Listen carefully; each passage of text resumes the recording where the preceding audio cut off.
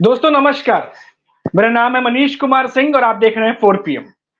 दोस्तों इन दिनों social media पर चाहे वो सैटेलाइट चैनल हो चाहे सोशल मीडिया हो, बहुत सारी खबरें चलती हैं, लेकिन एक खबर बहुत जोर शोर से चल रही है और इस खबर ने सबको शॉक में डाल दिया है, अचंभे में डाल दिया है कि आखिर ये इंसिडेंट हुआ कैसे।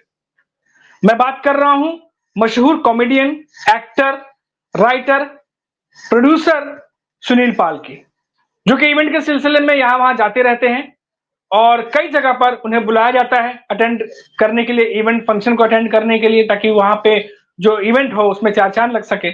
लेकिन कोई इवेंट ऐसा भी हो सकता है, कोई ऐसा भी जाना पड़ सकता है जब ऐसा जगह फंस जाए और कुछ समझ में ना आए।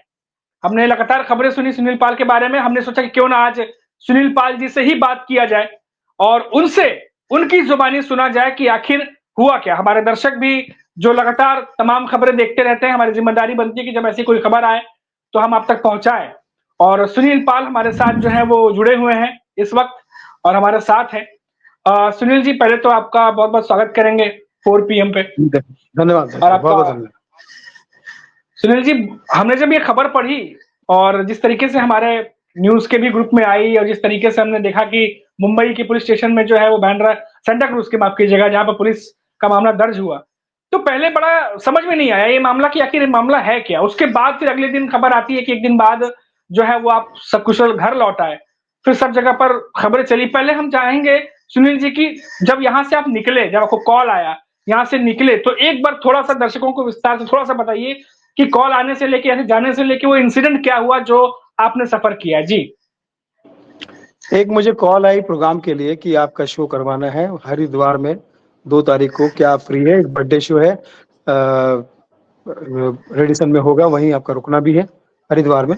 तो मैं तो बड़ा खुश हुआ कि हरिद्वार एक बड़ी पावन धरती है, प्रोग्राम भी होगा और मुझे वहाँ पूजा करने का और दर्शन करने का भी मौका मिलेगा। हरिद्वार के बारे में बहुत सुना था, पहली बार लाइव में जाने का मौका मिल रहा था मुझे हरिद्वार। जी। मैंने कहा बहुत बहुत बहुत शुक्रिया, मैं कर रहा हूँ, तैयार हूँ। एक तो फिर उन्होंने डेट पूछी 2 दिसंबर के लिए, आप तैयार है क्या? तो मैंने कहा बिल्कुल, 1 तारीख को मैं बिहार में दरभंगा में हूँ, आप मुझे वहां से वहीं से।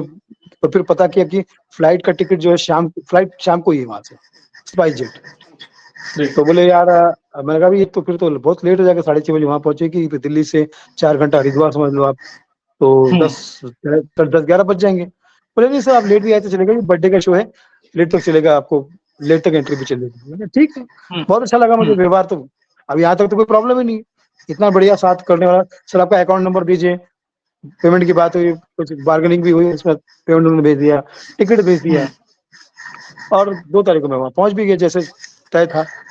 फिर वहां पे दिल्ली एयरपोर्ट पे लेने के लिए बंदा आया और वो मुझे लेके जा रहा।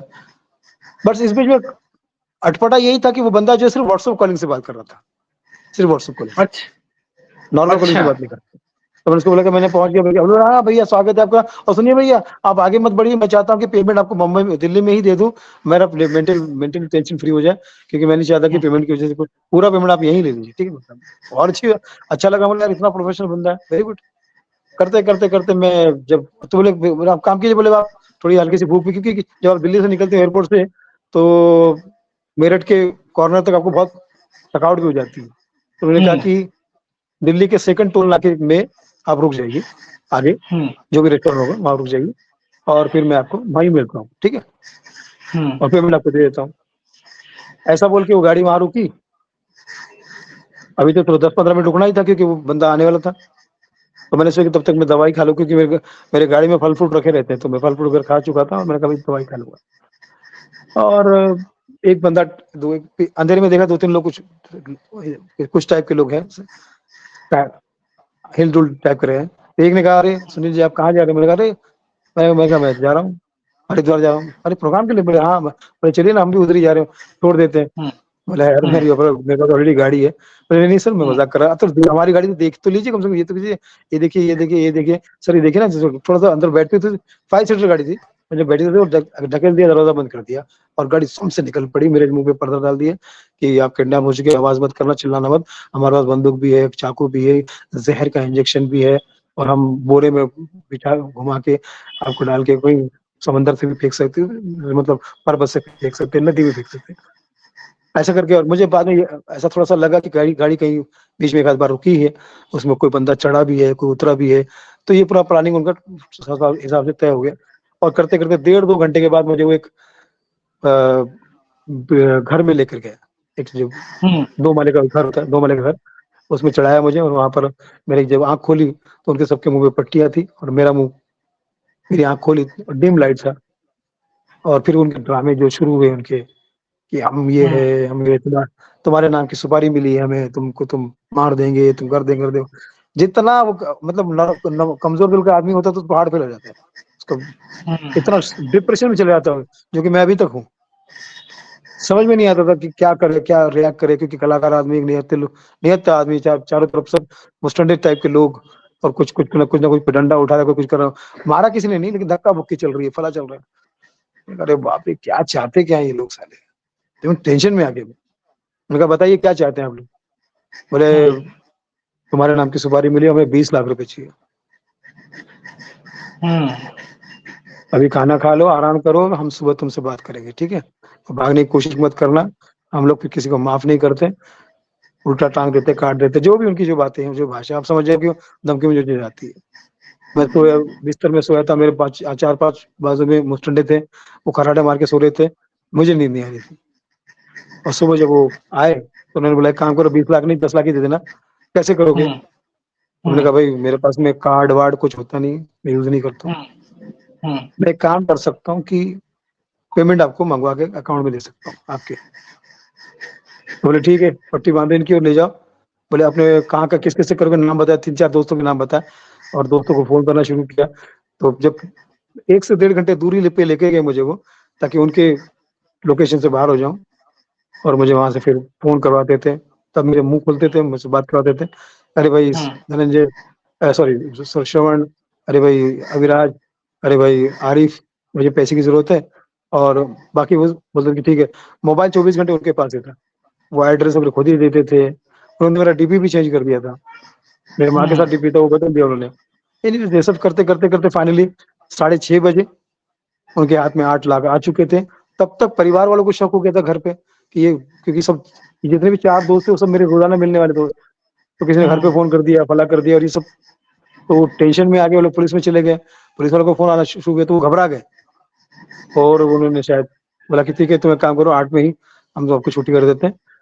ये आपका बैग रहा, ये आपका फोन, और ये आपके 20,000 रुपये आपको हमने फ्लाइट से बुलाया था, और फ्लाइट से छोड़ने का वादा था, फ्लाइट से छोड़ रहे हैं।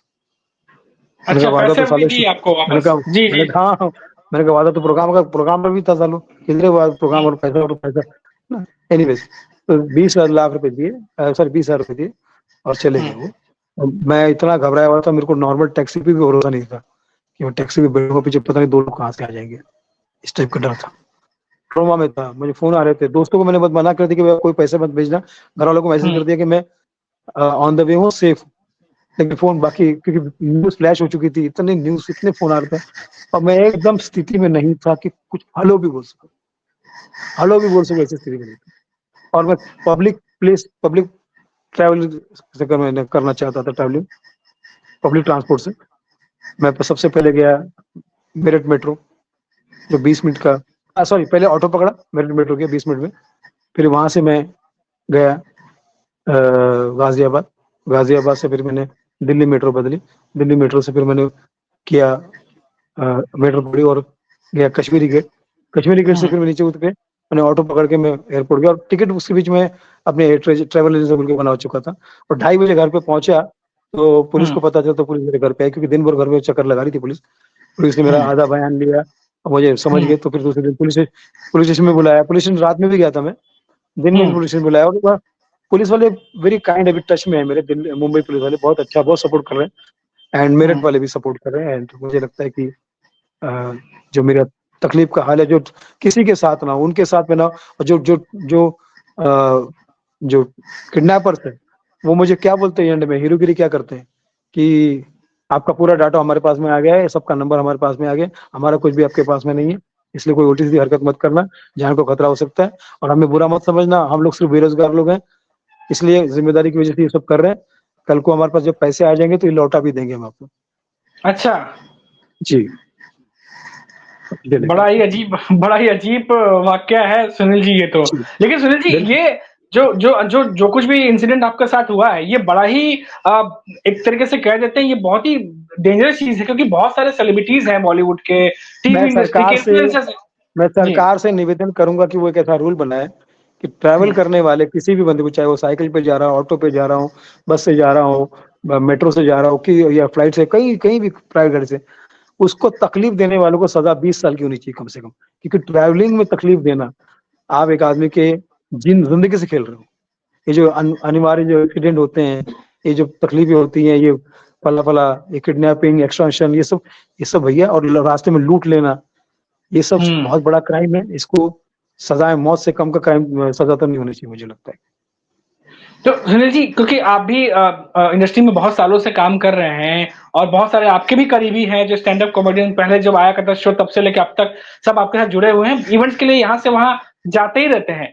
तो ये ऐसे में इस तरीके का इंसिडेंट आना, क्योंकि हमने सुना बीच में एक दो इंसिडेंट और भी हुए थे, और क्योंकि ये इंसिडेंट इस तरीके से, क्योंकि देश के नहीं बल्कि विदेशों में भी अलग अलग हिस्सों में इवेंट्स पे सेलिब्रिटीज जाते हैं, तो ये तो बहुत ही ज्यादा आप सोचने वाली है, कंसर्न वाली बात है कि आप कहीं इवेंट पे अगर कॉल आता है या किसी के थ्रू भी आता है तो बहुत सतर्कता रखनी होगी, क्योंकि कभी भी कुछ भी हो सकता है।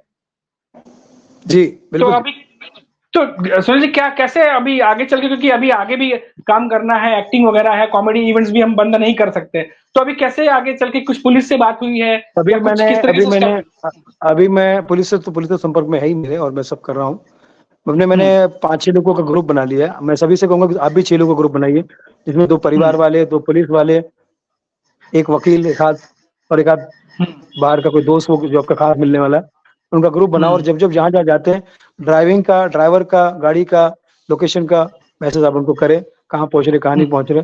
इससे आपकी सुरक्षितता जितनी हो सके बनी रहेगी, वरना तो भाई बहुत डेंजर है, सचमुच डेंजर है। कोई भी आके कहीं भी आपको बैठ के आपको बंदूक लगा के आपको तान पे कर सकता है, और ये ड्राइवर भी मिला हो सकता है, उससे कोई भी मिला सकता है। तो सुनील जी कितना पैसा आपसे उन्होंने ले लिया फिर टोटल, अगर हम बात करें, या जिस तरीके से मेरा नुकसान तो मैं मानो तो 10 लाख का अभी तक हो चुका है। 8 लाख तो उनको दिए। एक शो का जो नुकसान हुआ, जो शो के नाम पे बुलाया था, उसका नुकसान हुआ 1 लाख रुपए, जो एडवांस दिया था उन्होंने। बाकी पूरा 1 लाख रुपए देने वाले थे उसका। और दूसरा इसमें सब चीजों में जो खर्चे हुए, फला ये वो 10 लाख के तो अभी तक लॉस में मैं।